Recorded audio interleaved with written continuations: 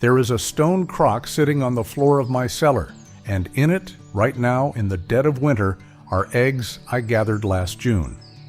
Better than 200 of them resting under a few inches of cloudy water, and this very morning Esther reached in, lifted 3 of them out, and cracked them into the hot skillet for our breakfast. The yolks stood up round and orange and proud in the pan, the same as the day the hens laid them, near 7 months back now. There is no icebox in that cellar, no freezer, not one electric wire running down those steps at all. Just water, a little white powder, and a way of putting eggs by that our people have leaned on since long before there was any wire strung anywhere in this whole county. About $1 worth of that powder will keep a family in eggs clear through the coldest, darkest part of the winter. And this morning, I am going to show you exactly how it is done, the same as it was shown to me. Now think a minute on how it goes for most folks. In the long days of summer, the hens lay far more than a family can ever eat. Eggs stacked up on the counter, eggs given away over the fence to the neighbors, and still too many left over going soft. Then the short, cold days of winter come on. The laying falls off to near nothing, and that is the very moment you find yourself standing in the store, paying dear for a paper carton. I have watched the price of a plain dozen eggs climb past $5 in a bad year, and past $8 in some places when the sickness runs through the big hen houses and they put down millions of birds at a stroke. So it is that the English throw good eggs away in July and pay a small fortune for them come January, the feast and the famine, every single year of their lives. It does not have to run that way, and in this house it never has. For about $5 of one plain powder, you can take that summer mountain of eggs and set it quietly on a shelf, and it will keep a whole year without one lick of refrigeration. My name is Amos Stoltzfus, and I have lived the whole of my 65 years on this same patch of ground here in Lancaster County, Pennsylvania. We have never once kept an electric refrigerator in this house, and neither did my mother, nor her mother before her. And yet this family has eaten its own eggs right through every winter that I can call to mind. Putting the eggs down for the cold months is as old and settled a chore in this home as splitting the wood for the stove. So when I tell you that this works, I am not guessing at it out of some book. I have eaten a February egg lifted straight out of that crock more times than a man could count. Stay with me now, because there are 2 things buried in here that matter more than all the rest. There is one kind of egg that will rot down in that water no matter how careful you are, and it is the very kind most folks would reach for first. And there is a white powder at the heart of this, but only one right sort of it under the sun. Grab the wrong bag off the shelf, and you will have spoiled your entire batch before you begin. I will get to both before we are through, so hold them in mind.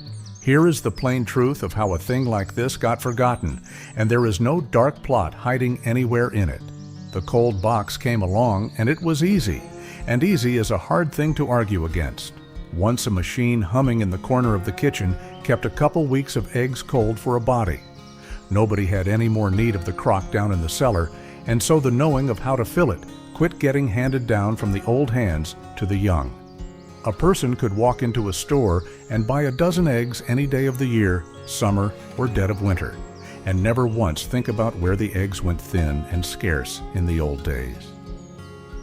And there was never $1 to be made in teaching a family how to put its own eggs by. No company on this earth is going to sell you a summer full of eggs that you already have sitting right out in your own henyard for free. So the good crocks got emptied out and set on the porch for flower pots, and a plain, honest skill that carried every one of our grandmothers safe through every winter near about died out inside of a single generation. It is not a hard thing to do. It never was. It only got set down and forgotten. So let me hand it back to you now, plain and in order. The old name for this is water glassing, and folks have done it since at least the early 1800s, back when keeping food through a winter was a matter of life itself and not merely of saving $1. In the earliest times, some used a thick, syrupy stuff they called water glass, which is where the odd name comes from. But the way I will give you here is simpler and cheaper by far, and it is the one our family has always kept to. The whole of it comes down to this. You take good fresh eggs straight from under the hen, and you settle them down gentle into a solution of plain water and a little pickling lime, and that lime seals the shell of every egg up tight so no air and no bacteria can find their way inside. An egg only ever goes bad in the first place because the air and the little spoiling things work their way in through the shell to the meat of it.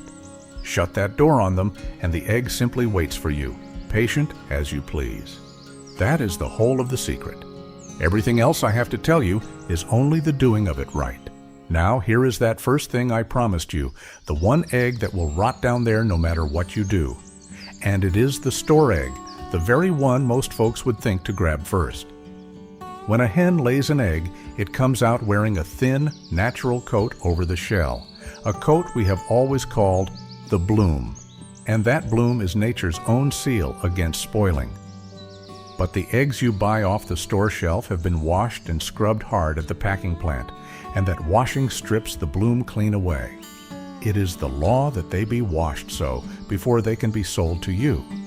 Drop one of those bare washed eggs into your crock, and the water works straight in through the naked shell and spoils it, and a single spoiled egg can turn the whole batch around it. So hear this plain. This only works with fresh, unwashed eggs that still carry their bloom whole. Your own hens, or a good neighbor's, or the farm stand down the road, gathered up and set away dry, never once run under the tap. If an egg comes in with a little dirt on it, you brush it off gentle and dry, or set that one aside to eat up soon. The bloom is the whole thing. Whatever else you do not go washing it away. You want to choose your eggs the same careful way you would choose seed you meant to save and plant the next spring. Take only the clean, whole, well-shaped ones, this season's and good and fresh. A day or 3 old at the most is best of all, straight from under the hens and barely cooled. Look each one over close, turn it in the light, and set aside any egg with a crack you can see, or so much as feel with your thumb, however small, because a cracked egg will spoil down in there and foul the good water all around it. A dirty egg you brush off soft with a dry cloth or leave it out of the crock altogether. A wet-washed egg you never put in at all. Esther keeps a wide basket by the kitchen door all through June and July, just for the eggs we mean to put down, and she handles everyone soft as anything, because that bloom will rub itself thin if you go scrubbing at it. Good eggs in, and that crock will keep faithful a whole year. One bad egg in, and it can cost you the entire lot. So it is well worth the quiet minute it takes to look each one over before it goes in the water. Now here comes the second thing I promised you, the white powder, and the one and only right kind of it. What you are after is called pickling lime, and you will find it sold under that very name wherever folks keep the canning jars for putting food by.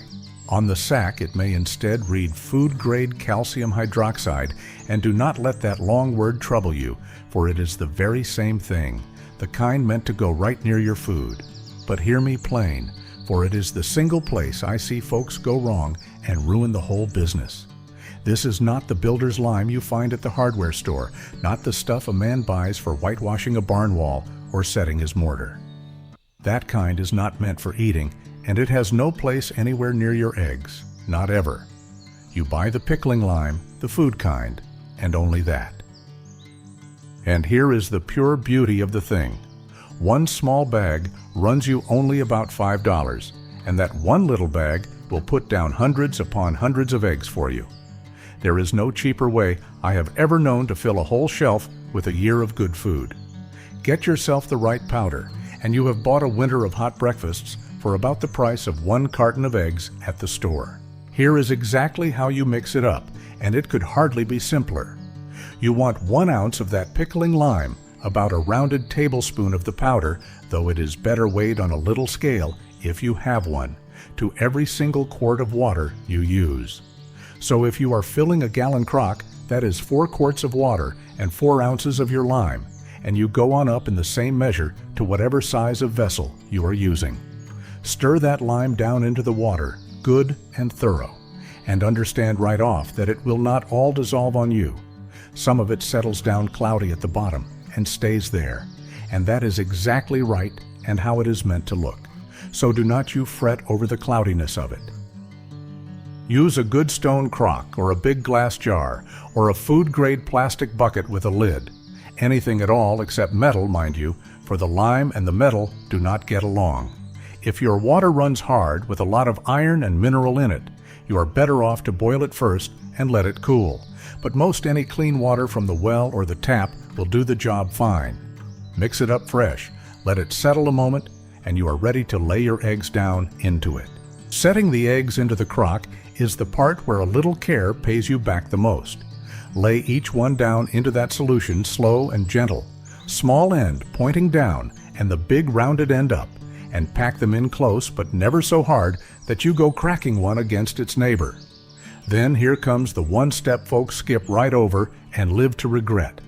Every last egg must sit fully down under the water, and you want a good inch or two of the solution standing clear over the top of the highest egg in there. An egg that pokes its head up into the air is an egg that will spoil on you, and it will taint the water all around it, so keep every one of them well under. As you eat your way down through that crock over the winter, keep an eye that the eggs left on top stay covered, and top the crock off now and again with a little more of the same lime water if it wants it.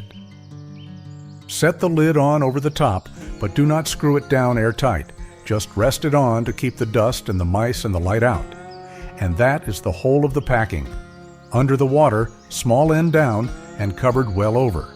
Miss that one plain thing, and you will spoil good eggs. Mind it close, and they will keep for you faithful. Now you set that crock somewhere cool and dark and steady. A cellar is best of all, or a basement, or a back pantry, the coolest corner of the house you have that will not freeze on you and will not go swinging hot and cold with the weather. The cooler and the more even a place holds its temperature, the longer and better those eggs will keep down in there. Kept right in that steady cool and dark, they will hold a good 12 months easy, and often as long as a year and a half. Ours sit right on the cellar floor against the cold north wall, the same spot where the milk and the butter used to be kept in my grandmother's day, and we eat out of that crock all the winter long. Now for the folks who want the whole of it set down on paper, the exact measures, which powders to buy and which to keep well away from, how to tell a good egg from a bad one after long months on the shelf, and a handful of other plain foods you can put by this same old way with no freezer in sight. I have gathered all of it into our Old Way Pantry Guide, and the link sits right below this video. It is there if you would care to have the long version in your own two hands. And that is the only time I'm going to bring it up. Now, let us get back to the eggs. When the day comes that you go to use one, you lift it out of the crock, rinse it under the tap to wash the lime off the shell. And here is where I mean to be as honest with you as I know how, because this is the very place where the English health folks and the Old Way part company. Those agencies will tell you plainly that they do not count this a safe way to keep an egg, and that they would far rather you keep your eggs in the cold icebox instead. And they are not being foolish when they say it. The plain truth is that any egg out of any hen anywhere can carry a sickness down inside of it that no seal and no washing will ever fix, and the cold box does hold that danger down some. So I am not going to tell you this is safer than a refrigerator, because it would not be the truth. What I will tell you is how we ourselves have done it, and lived long and well by it. We start with clean, fresh, unwashed eggs and no others, and we keep the crock good and cool. And we always crack each egg into a bowl by itself first, to look it over and smell it before ever it goes near the pan, for a bad egg tells on itself plain and quick. And we cook them through every time. We do not eat these eggs raw, and we do not serve them soft-cooked to the very old or the very small among us. You do it in that careful way, with your own judgment leading you, and you carry on a thing families leaned their whole lives upon for 200 years. But you go into it knowing full well what the health folks say, and you decide the matter for your own household. As for how they cook up once you have got them out, a put-down egg fries and scrambles and bakes just the same as a fresh gathered one, and after a few months in the crock, the The white goes a little thinner, and the shell turns a touch more delicate in the hand, and that is about the whole of the difference. We use them for every last thing Esther bakes all the winter through, the breads and the cakes and the pie custards and the egg noodles she rolls out by hand, and for the plain fried and scrambled eggs of a cold morning. One small thing I will pass along from a great many winters of doing it. We do not boil these hard in the shell straight out of the cold crock, for the shells crack too easy that way and make a mess of the pot. If it is a boiled egg you are after, let it come up to room warmth first and prick the big end with a pin before it goes in the water. But the honest fact of it is that you would be hard put to tell most of these eggs from one gathered that very morning. And that is the quiet wonder of the whole thing, that a simple shelf of eggs sitting in cloudy water can carry a family's baking clear from one summer's harvest right on through to the next.